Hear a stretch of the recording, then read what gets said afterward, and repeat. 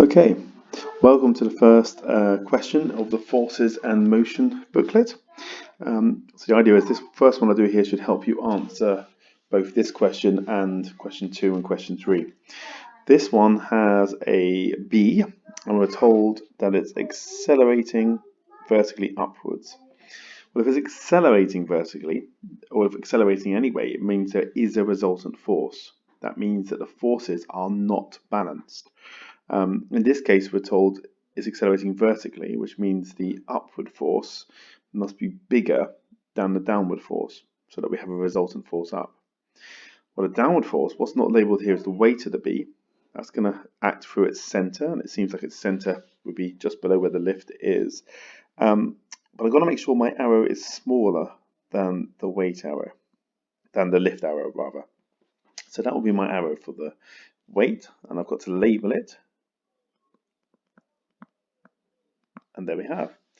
So I've added my force arrow. I've made sure that the resultant force will be upwards, so it can accelerate. Now we've got a graph coming up, showing a 60-second journey made by the bee. They stops at some flowers to feed. There's our distance time graph.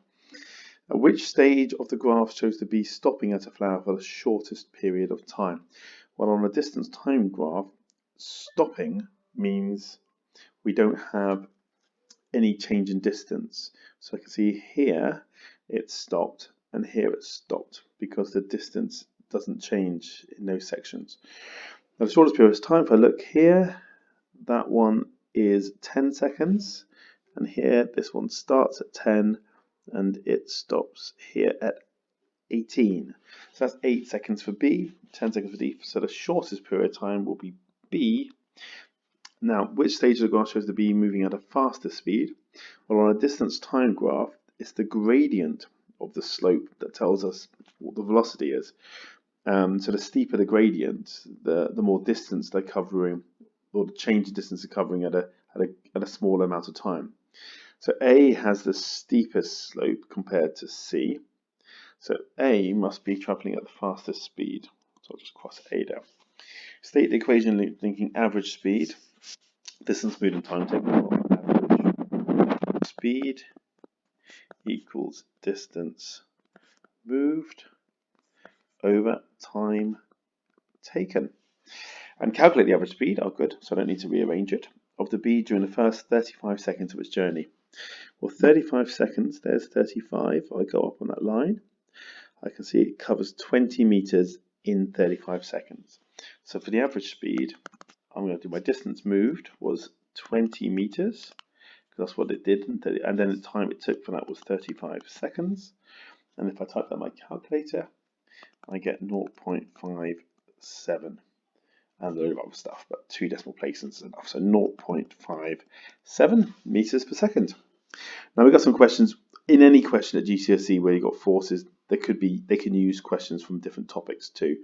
So in this case here we've got waves. There's no harm in us answering it, but it's understandable some of these bits you may not know yet. State another use of ultraviolet waves other than seeing flowers. Well, we use them in shops to detect forged banknotes. Okay. The proper banknotes should fluoresce with secret designs when you shine ultraviolet on them. State a similarity and a difference between ultraviolet waves and visible light waves. Well, both of them are in the electromagnetic spectrum. Difference, well, they're both in the spectrum, and the ultraviolet has a higher frequency. UV has a higher frequency than visible. I could have said it has a shorter wavelength than visible.